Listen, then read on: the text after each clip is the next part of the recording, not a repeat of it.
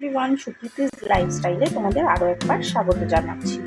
আজকে চলে এসেছি ডিনারের একটা রেসিপি নিয়ে, পনিরের একটা রেসিপি।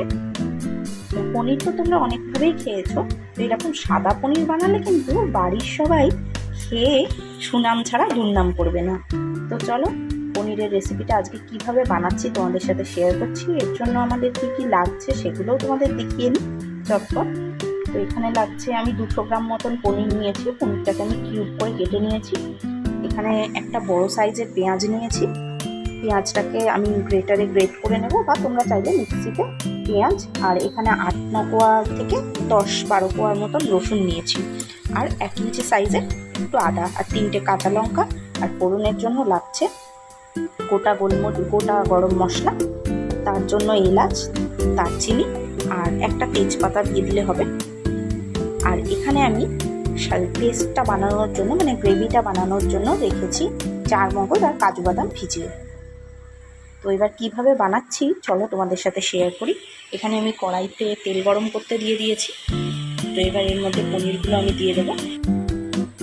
তো এবার আমি আস্তে আস্তে কড়াইতে দিয়ে দিচ্ছি শুকনো লঙ্কা, দারচিনি, একটা তেজপাতা আর একটা এলাচ।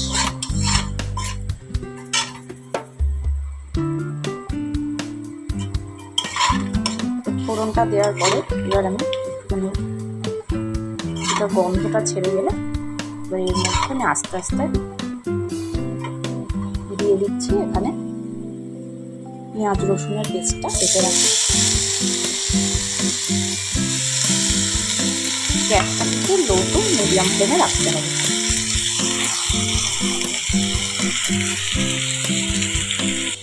পেঁয়াজ রসুনটা যাতে নরম হয়ে আসে তার জন্য এর মধ্যে দিয়ে দিচ্ছি সামান্য নুন।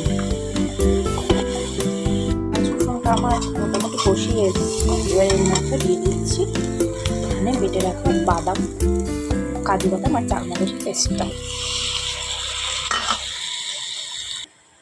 এবার এর মধ্যে আস্তে আস্তে দিয়ে দেবো জিরে গুঁড়ো, ধনে গুঁড়ো,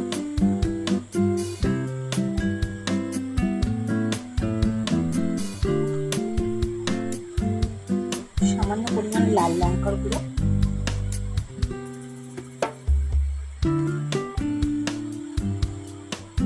অল্প পরিমাণে লবণ, কারণ যেহেতু আমি আগে বাদাম মানে পেঁয়াজ রসুনটা কষানোর সময় লবণ দিয়েছিলাম,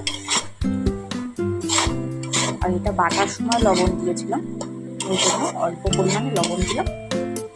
আর দেবো সামান্য, পনির যেহেতু একটু মিষ্টি মিষ্টি হয় তো এই জন্য আমি এখানে দিয়ে দিচ্ছি চিনি।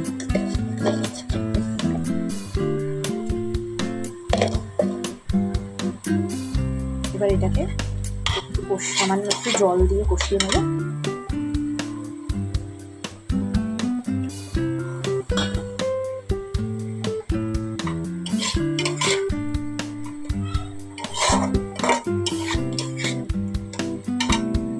দেখো পাশ থেকে তেল ছেড়ে এসেছে।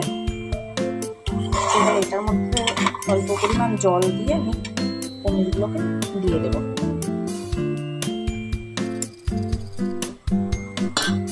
আর কিছুক্ষণ নাড়াচাড়া করবো করে এবার এর মধ্যে পনিরগুলোকে দিয়ে দিচ্ছি।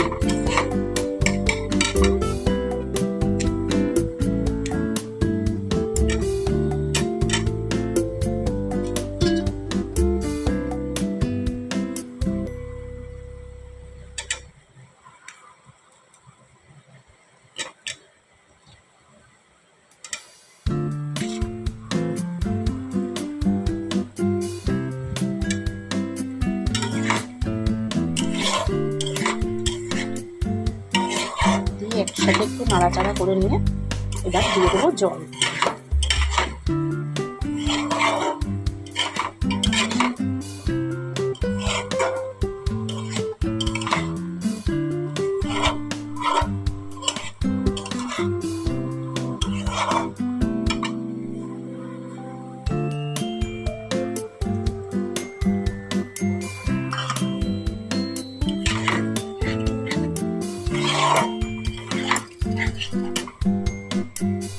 তো দেখো বন্ধুরা, গ্রেভিটা শুকিয়ে এসেছে। এবার আমি এর মধ্যে সামান্য পরিমাণে ঘি উপর থেকে দিয়ে দিচ্ছি।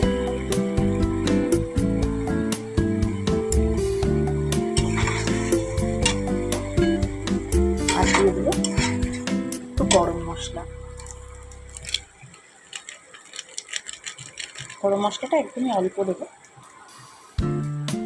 দিয়ে ব্যাস একটু নাড়াচাড়া করে এবার গ্যাসের ফ্লেমটা আমি অফ করে দেবো। তো দেখতে পাচ্ছ রেডি হয়ে গেছে আমাদের পনির। তো রান্নাটা তোমাদের কেমন লাগলো আমাকে কমেন্টে জানাতে ভুলো না। আর যদি রান্নাটা ভালো লেগে থাকে তাহলে অবশ্যই বাড়িতে বানিয়ে একবার দেখো। আর আমার ভিডিওটিতে একটি লাইক করে দিও যদি ভিডিওটি ভালো লেগে থাকে, আর চ্যানেলটিকে সাবস্ক্রাইব করতে ভুলো না। তো ততক্ষণ পর্যন্ত টাটা, তোমাদের সাথে দেখা হবে পরবর্তী কোনো রান্না নিয়ে কোনো নতুন ভিডিওতে। ততক্ষণ পর্যন্ত তোমরা সবাই খুব ভালো থেকো, দেখা হচ্ছে পরবর্তী কোনো ভিডিওতে। টাটা।